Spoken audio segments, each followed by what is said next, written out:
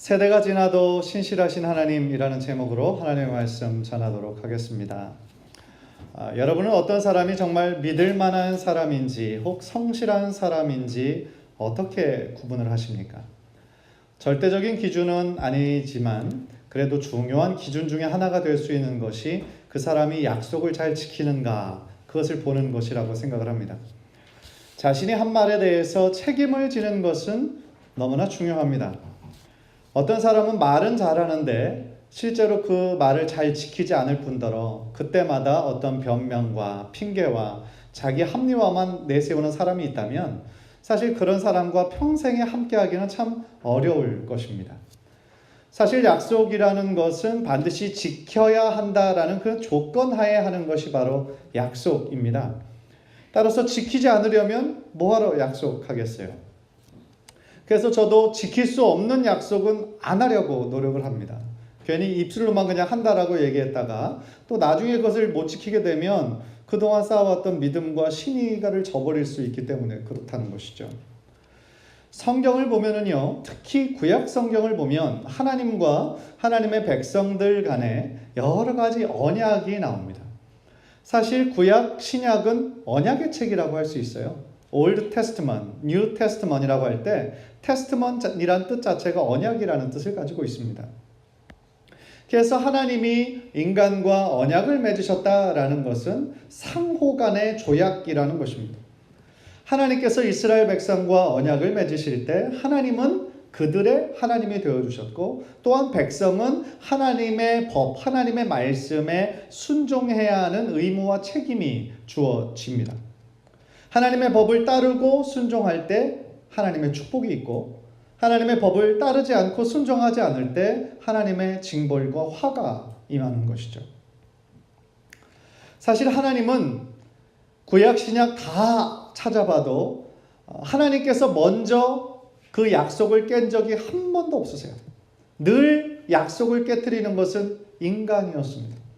하나님은 변함없이 하나님의 신실하심을 보여주셨음에도 불구하고 인간들은 그 어떤 조건을 삼아서 환경과 모든 것들이 변하면 너무나 마음을 쉽게 잊어버리고 하나님과의 약속을 그냥 내던져버리듯이 할 때가 얼마나 많았는지 몰라요.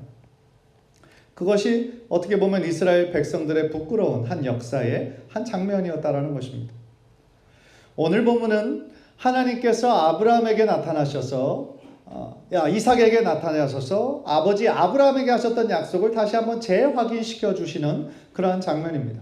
그래서 간절히 바라기는 오늘 본문을 통해 나타난 하나님의 그 모습을 다시 한번 우리들이 마음에 새기고 은혜 받고 또한 그 약속의 근거에서 우리는 어떤 삶을 살아야 하는지 다시 한번 믿음으로 결단하는 복된 시간이 되시기를 주님의 이름으로 간절히 축원합니다. 제일 먼저 우리가 아주 명백하게 발견되는 그 깨달음은 언약을 계승하시는 신실하신 하나님의 모습을 우리가 발견하게 됩니다. 하나님께서는 제일 먼저 아브라함이라는 개인을 선택하셔서 이를 믿음의 조상으로 많은 민족의 조상으로 삼으실 것을 약속하셨습니다. 그래서 12장에 그 약속이 있고 22장에 보면 그 약속이 구체화되었습니다. 그 축복을 이루고 있는 약속은 여러분들 잘 아시는 것처럼 크게 보면 땅에 대한 약속이고 또 하나는 후손에 대한 약속입니다. 내 후손이 별과 같이 바다의 모래와 같이 많게 될 것이다. 그런 약속을 해주셨죠. 그리고 아브라함에게 주셨던 그 언약의 내용이 그대로 오늘 본문에 나오는 이삭에게 계승되고 있는 모습을 우리가 발견하게 됩니다. 하나님은 참 신실하신 분이십니다. 인간은 아무리 중요한 약속이라고 할지라도 시간이 지나면 잊어먹어요. 특별히 그 약속을 한 것이 부모 세대의 한 약속이라고 생각하면 사실은 그 약속을 거의 기억하지도 못할 것입니다. 그러나 하나님은 이삭의 아버지 아브라함과 하신 약속을 기억하시고 그 약속을 그의 아들 이삭에게 반드시 이루시도록 그의 신실하심을 지금 드러내시고 있다라는 것입니다. 먼저 오늘 본문의 사건이 일어나게 된 계기가 1절에 나옵니다. 1절을 보십시오. 아브라함 때 첫 흉년이 들었더니 그 땅에 또 흉년이 들매 이삭이 그랄로 가서 블레셋 왕 아비멜렉에게 이르렀더니. 어떤 역사적인 사건이 있었습니까? 큰 흉년이 들었어요. 이 흉년이 얼마나 큰 흉년이었는지 아브라함 때에 있었던 큰 흉년 이후 100년이 지나서 100년 만에 오는 큰 흉년이었어요. 그 당시 가나안 땅이라 하면요, 어떻게 보면 지중해성 기후와 사막성 기후가 교차하는 곳입니다. 그래서 강우량이 상당히 적은 곳이에요. 비가 잘 내리지 않습니다. 1년 통틀어봐야 약 200mm 이하이니까 어떻게 보면 하나님께서 때에 따라 이른 비와 늦은 비와 이슬을 내려주시지 않으면 그 땅에 농작물이 잘 자라기가 어려운 땅이었다라는 거죠. 그러나 100년 동안 한 번도 흉년이 없었다라는 것은 하나님께서 때를 따라 입히시고 먹이시는 하나님의 은혜가 계속하며 있었다라는 거죠. 그리고 성경에 나오는 큰 가뭄과 흉년을 보면 이것이 우연의 일치로 생기는 것이 아니라 하나님의 어떤 섭리 가운데 나타나는 것을 우리가 발견하게 돼요. 그 가뭄과 흉년을 통하여 인간이 어떻게 반응하는지 하나님께서는 믿음의 사람들을 훈련시키는 경우가, 테스트하는 경우가 바로 이 가뭄과 흉년이었다라는 것입니다. 1절을 보면 아브라함 때에 큰 흉년이 들었고 이제 100년이 지나서 이삭의 때에 다시 일어나게 된 것을 보면 하나님께서 이제 이삭의 삶에 굉장히 적극적으로 간섭하고 계심을 우리가 느낄 수가 있어요. 이제 어떤 일을 시작하시겠구나 예상할 수 있다는 것이죠. 그러면 이삭이 100년 만에 오는 큰 흉년을 만났을 때 어떻게 반응했나요? 2절을 보면 아마도 애굽으로 내려가려고 했던 것 같습니다. 왜냐하면 애굽이라는 곳은 당시에 물질적으로 굉장히 풍요한 땅이었습니다. 그래서 겉으로 보기에는 엄청난 흉년을 만났으니까 자신과 자신의 가족의 삶을 그곳에서 해결해야 되겠구나라고 생각했을 거예요. 그러나 하나님은 그 이삭의 마음, 그 의도를 파악하시고 그 땅으로 내려가지 말 것을 명령하십니다. 애굽으로 내려가지 말고 가나안 땅에 계속하여 거하라는 것입니다. 2절을 보십시오. 애굽으로 내려가지 말고 내가 내게 지시하는 땅으로 가라. 어떻게 보면 애굽은 이스라엘 백성에게, 특별히 믿음의 사람들에게 굉장히 훈련의 장소고 시련의 장소이기도 했습니다. 혹시 아브라함이 100년 전에 기근을 만났을 때 피해서 간 곳이 어딘 줄 아십니까? 애굽이었습니다. 애굽으로 내려갔어요. 애굽에 내려갔을 때 아브라함에게 어떤 일이 일어났습니까? 자신의 아내 사라를 누이라고 속여서 그것이 발각되고 굉장히 큰 창피를 당한 적이 있었습니다. 낭패를 본 것이죠. 그때 당시에 하나님께서 기근을 아브라함에게 주셨던 그 목적이 뭐였는지 아십니까? 기근과 흉년이 있음에도 불구하고 그 땅에 남아 하나님이 어떻게 일하시는지 공급하시는지를 보는 것이 하나님의 원래의 마음이셨어요. 그러나 아브라함은 애굽으로 내려간 것이죠. 그런데 오늘 본문에서 100년이 지나서 아브라함의 아들 이삭에게서 이 모습이 똑같이 반복이 되고 있습니다. 이것이 인간의 연약한 모습이죠. 이것이 우리들이 가지고 있는 한계라는 것입니다. 분명히 하나님께서 약속하셨음에도 불구하고 그 신실하신 하나님의 약속을 온전히 이루지 못하는 거예요. 당장 먹고 살 것을 막막해서 하나님께 모든 것을 맡겨드리기까지는 못했다라는 것이죠. 만약에 하나님께서 이삭이 애굽에 그냥 내려가는 것을 내버려 두셨다면, 막지 않으시고 내버려 두셨다면 아마도 제 생각에는 이삭은 그저 애굽 땅에 머물렀을 가능성이 큽니다. 왜? 그곳에 먹고 살기 좋고 풍요로운 땅인데 왜 가나안 땅으로 다시 돌아가겠어요? 힘들고 척박한 땅인데. 따라서 하나님께서는 이삭의 그 연약한 마음을 너무나 잘 아셨기 때문에 친히 나타나셔서 애굽으로 내려가지 말고 이 땅에 계속 거할 것을 명령하셨다라는 것이죠. 왜냐하면 그 땅은 하나님께서 아브라함에게 주시기로 약속하신 땅이고, 그리고 그 약속을 지키셔야만 하는 것이 하나님의 성품이었고 하나님의 신실하심에 대한 그분의 마땅한 응답이었기 때문에 그렇다라는 겁니다. 창세기 12장 7절 우리 한번 화면을 통해서 다 함께 읽죠. 시작. 내가 이 땅을 내 자손에게 주리라. 창세기 17장 8절 시작. 내가 너와 내 후손에게 너의 우거하는 이 땅 곧 가나안 일경으로 주어 영원한 기업이 되게 하고 나는 그들의 하나님이 되리라. 가나안은 아브라함에게만 약속의 땅이 아니라 이삭과 그의 후손 모두에게 주어진 약속의 땅이었던 것입니다. 그리고 그 땅에 네가 거하게 될 때 하나님께서 어떤 축복을 주실 것인지 약속하고 있는 장면이 바로 3절입니다. 제가 읽겠습니다. 이 땅에 거류하면 내가 너와 함께 있어 내게 복을 주고 내가 이 모든 땅을 너와 내 자손에게 주리라. 내가 네 아버지 아브라함에게 맹세한 것을 이루어. 이 구절을 보면 하나님께서 지금 조건절로 말씀하십니다. 네가 이렇게 하면 내가 이렇게 하겠다라는 거예요. 여기서 하나 작게 깨닫는 것은 뭡니까? 하나님의 축복은 인간의 순종을 전제로 하고 있다라는 겁니다. 다시 말하면 성경에 나오는 언약의 축복은 무조건적으로 모든 사람에게 다 임하는 것이 아니라 하나님의 언약에 믿음으로 반응하고 순종하는 자에게만 주어지는 하나님의 축복이라는 것입니다. 아까 서론에서도 말씀드렸던 것처럼 언약이라 함은 일방 통행이 아니라 상호 간의 조약이라고 했습니다. 하나님께서 해주셔야 하는 파트가 있고 인간이 따라야 하는 인간의 파트가 있는 것입니다. 그렇다면 이삭이 하나님의 말씀에 그 언약에 순종하였을 때 어떤 축복을 약속하셨습니까? 이 구절에서 제일 먼저 하나님은 내가 너와 함께 하겠다 약속해 주셨어요. 내가 너와 함께 하겠다라는 것은 다른 말로 하면 내가 너를 떠나지 않겠다. 하나님의 임재하심이요 하나님의 동행하심의 약속이었습니다. 광야 시대에는 어떻게 임재하셨죠? 구름기둥과 불기둥으로. 그리고 하나님을 만나는 장소는 거룩한 성소 안의 지성소였습니다. 그것을 통해 늘 이스라엘 백성과 함께 하셨어요. 그리고 구약의 시대가 끝나서 신약의 시대에는 어떻게 임재하셨습니까? 바로 하나님의 아들 예수 그리스도가 육체로 임하셨죠. 그래서 그 약속이 온전히 성취되었습니다. 마태복음 1장 23절 우리 한번 다 함께 읽을까요? 시작. 보라 처녀가 잉태하여 아들을 낳을 것이요 그의 이름은 임마누엘이라 하리라 하셨으니 이를 번역한즉 하나님이 우리와 함께 계시다 함이라. 아멘. 임마누엘 하나님이 우리와 함께 하시다. 이것이 예수님의 이름이셨어요. 그리고 그 이름대로 실제로 우리와 함께 하셨던 것이죠. 사랑하는 성도 여러분, 우리 성도가 누릴 수 있는 축복 중에 하나님께서 함께 하시는 축복보다 더 큰 축복은 없다는 것을 믿으시기를 바랍니다. 하나님께서 우리와 함께 하시는 것이 가장 큰 축복이에요.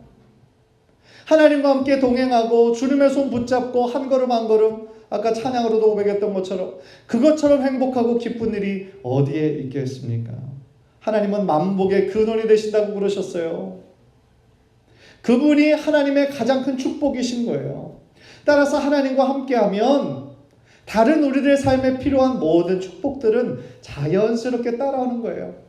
영적인 질서에 있어서 우리가 하나님을 먼저 가장 소중하게 생각하면 그 외에 필요한 모든 것은 하나님께서 알아서 채워주시는 거예요. 왜요? 우리가 하나님의 자녀니까. 이 땅 가운데 정말 가난하고 굶주리고 사는 것을 어떤 아버지가 좋아하시겠어요? 아버지께서 보시는 것은 뭐예요? 우리가 아버지를 정말 사랑하고 아버지 말씀에 의지하느냐, 순종하느냐, 우선순위를 두고 사느냐, 그거를 보시는 겁니다. 마태복음 6장 33절에 보면 그런즉 너희는 먼저 그의 나라와 그의 의를 구하라. 그리하면 이 모든 것을 너에게 더하시리라. 이 구절이 어떤 문맥에서 나오는지 여러분은 아시나요?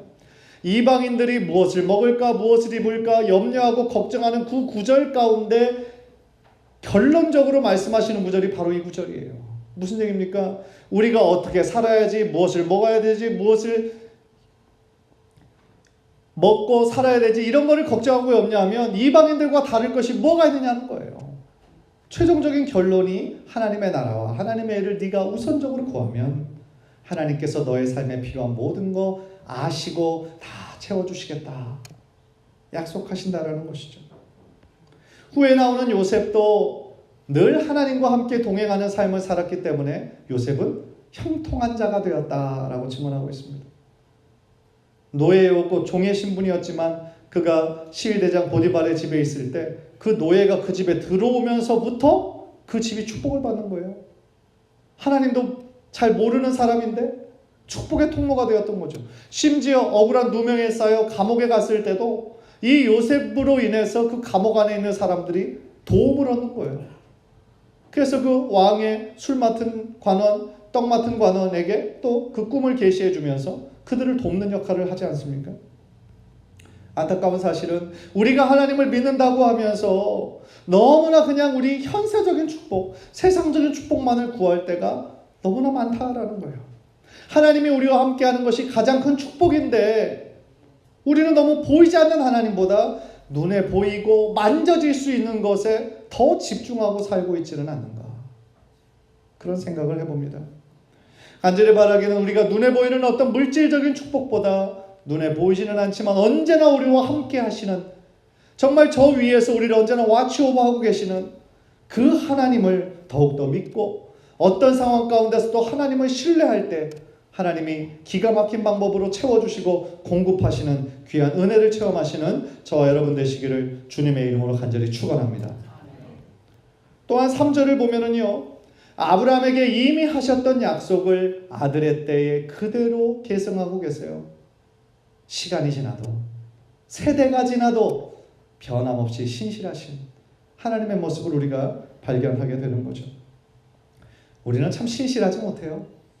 우리가 한 약속까지도 우리는 쉽게 잊어먹고 깰 때가 많죠.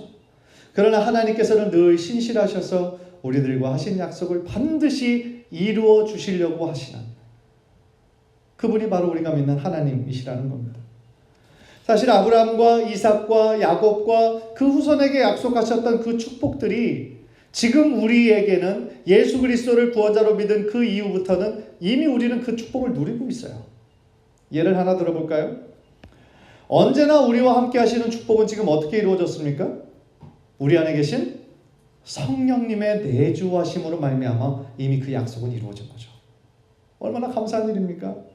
요한복음 14장 16절을 보면 내가 아버지께 구하겠으니 그가 또 다른 보혜사를 너희에게 주사 영원토록 너희와 함께 있게 하리니. 지금 여러분 안에, 제 안에 성령님이 계신 것을 믿으시기를 바랍니다. 하나님이 우리와 언제나 동행하고 계시는 것을 우리가 단순히 지식적으로만 아는 것이 아니라 그 성령 하나님을 의식하며 살아야 되는데 우리가 그것을 의식하지 않고 살아갈 때가 참 많은 것 같아요. 그것뿐입니까? 아브라함의 후손에게 땅을 약속하셨죠. 가나안 땅.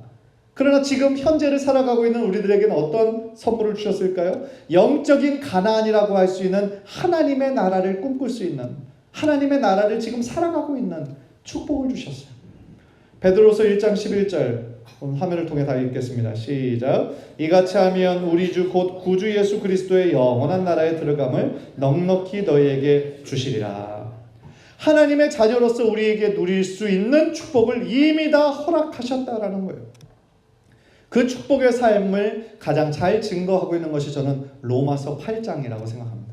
로마서 8장 전체가 성령님과 함께 거할 때 주시는 놀라운 축복이거든요. 어떤 축복이 있는 줄 아세요? 성령이 우리가 하나님의 자녀인 것을 친히 증거하시는 축복이 있어요. 우리를 위해 친히 중보하시는 축복이 있어요. 또한 하나님께서 늘 우리의 편이 되어주신다라고 약속하세요. 그리고 모든 것이 합력하여 선을 이루어 주시는 놀라운 축복을 우리들에게 주셨다라는 것입니다.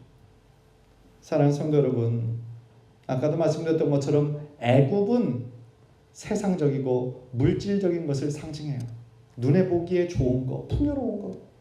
그러나 정말 여러분에게 간절히 원하는 것은 눈에 보이는 애굽과 같은 모든 것이 그냥 쉽게 변해버리는 그런 것에 우리들의 마음을 빼앗기지 말고 더욱더 하나님께서 주신 그 생명의 약속의 말씀 붙잡고 순간의 기쁨이 아니라 영원의 기쁨을 추구하며 세상의 소망이 아니라 영원한 하나님 나라의 소망을 꿈꾸며 살아가는 저와 여러분 되시기를 주님의 이름으로 간절히 축원합니다. 두 번째로 오늘 본문에서 깨닫는 교훈은 사람이 아니라 하나님을 두려워해야 된다라는 거예요. 방금 전에 3절에서 하나님께서 이삭에게 내가 너와 함께 하겠다 약속해 주셨다. 약속 분명히 해주셨음에도 불구하고 이삭은 그 안에서 큰 두려움에 빠져요. 7절 또 한번 다 함께 읽겠습니다. 시작. 그곳 사람들이 그의 아내에 대하여 물으매 그가 말하기를 그는 내 누이라 하였으니 리브가는 보기에 아리따움으로 그곳 백성이 리브가로 말미암아 자기를 죽일까 하여 그는 내 아내라 하기를 두려워함이었더라. 이 사건은 굉장히 익숙한 사건이에요. 그죠? 자신의 아내를 누이로 속인 사건. 누가 이거를 했죠? 아브라함. 아브라함이 한 번이 아니라 두 번을 했어요. 두 번. 그래서 참 안 좋은 역사는 반복이 되는 거죠. 100년이 지나 그 아들에게서 똑같이 무슨 데자뷰처럼 또 똑같이 반복이 되고 있는 거예요. 참 우리들의 인간의 연약함인 거죠. 사실 물론 우리 인간에게 죽음에 대한 그런 공포와 두려움은 자연스러운 것이죠. 어떻게 보면 자동적으로 우리들에게 일어나는 것일 거예요. 본능적인 것일 거예요. 그러나 참 안타까운 것은 방금 전에 하나님께서 내가 너와 늘 함께 하시겠다라고 약속하셨다라는 거죠. 그런데 그 약속에도 불구하고 이삭은 그 이방인들에 의해서, 하나님을 모르는 이방인들에 의해서 자신이 죽임을 당할까 봐, 그때 당시에 무슨 치안이 있었겠어요? 무슨 군대가 있었겠어요? 그러니까 그 하나님을 모르는 백성들이 죽임을 당할까 봐 죽기 싫어서 자신의 아내를 동생, 그 누이라고 속이는 거짓말을 했다라는 거죠. 그러나 우리가 기억해야 하는 사실은 거짓은 그 순간은 잠깐 모면할 수 있을지 몰라도 나중에는 반드시 드러나게 되어 있다는 거예요. 아브라함도 이방 왕 앞에서 얼마나 큰 창피를 당했습니까? 그런데 오늘 본문에서도 역시 이삭은 하나님의 언약의 백성인데 하나님을 전혀 모르는 이방 왕에게 또 책망을 당하고 있어요. 10절을 보십시오. 아비멜렉이 이르되 네가 어찌 우리에게 이렇게 행하였느냐? 백성 중 하나가 내 아내와 동침할 뻔하였도다. 네가 죄를 우리에게 입혔으리라. 참 부끄러운 장면이고 어떻게 보면 참 아이러니한 장면이라고 할 수 있습니다. 왜냐하면 하나님의 백성들이 세상의 백성들의 죄를 책망하고 꾸짖어야 되는데 반대인 거예요. 세상이 하나님의 백성을 책망하고 꾸짖는 거예요. 왜 이렇게 했느냐? 그런데 더 안타까운 것은 이런 현상이 지금 이 땅에도 여전히 일어나고 있다는 것이죠. 최근 몇 년 사이에서 교회가 세상에 지탄을 받고 있는 일이 얼마나 많은지 모릅니다. 목사들의 그 욕심과 교만이 대형교회를 세습하고 교회 재정을 공정하지 못하게 사용하고 윤리적으로 타락한 리더들이 얼마나 많았는지 몰라요. 저는 이제 뉴스 사회면을 보기가 겁이 나요. 안 그래도 전도하기가 힘든 시대에 그러한 뉴스들 하나씩 터지면 전도의 문이 더 막히는 것을 경험하기 때문에 그렇습니다. 한때 기독교가 부흥하고 꽃피웠던 그 유럽도 기독교가 오래전부터 쇠퇴하고 있다고 해요.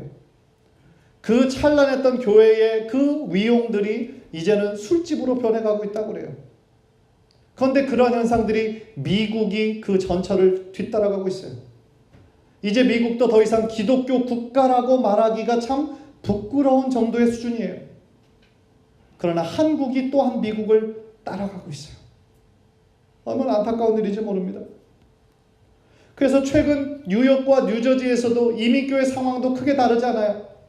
그래서 어떤 매체들이나 뉴스들을 보면 뉴욕과 뉴저지에 있는 이민교회들이 무엇을 걱정하냐? 20년이 지나면 이민교회가 존재할까? 얼마나 살아남았을까? 그것을 걱정하고 지금 그 대비책을 마련하고 있다고 그래요. 이것이 우리가 처한 현실이라는 겁니다. 그러나 아무리 세상의 환경은 그렇다고 할지라도 우리는 우울해하거나 절망할 필요는 없다라고 생각합니다. 세상이 아무리 변해도, 세상에 아무리 하나님을 믿지 않는 세대들이 더욱더 많아진다라고 해도 변함없는 사실은 뭐예요? 예수 그리스도만이 우리에게 참 길이요 진리요 생명이 되신다라는 그 사실입니다. 그 사실은 절대로 변하지 않아요. 어떻게 보면 이 시대가 더욱더 힘들어질수록 누가 참된 크리스찬인지 아니면 무늬만 있는 가짜 크리스찬인지 더 명백하게 드러나게 될 거라고 생각해요.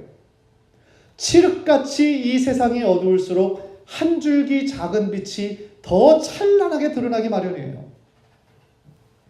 중요한 것은 우리 교회가, 그리고 저와 여러분이 하나님의 변함없는 진리를 끝까지 붙잡고 있어야 된다라는 겁니다.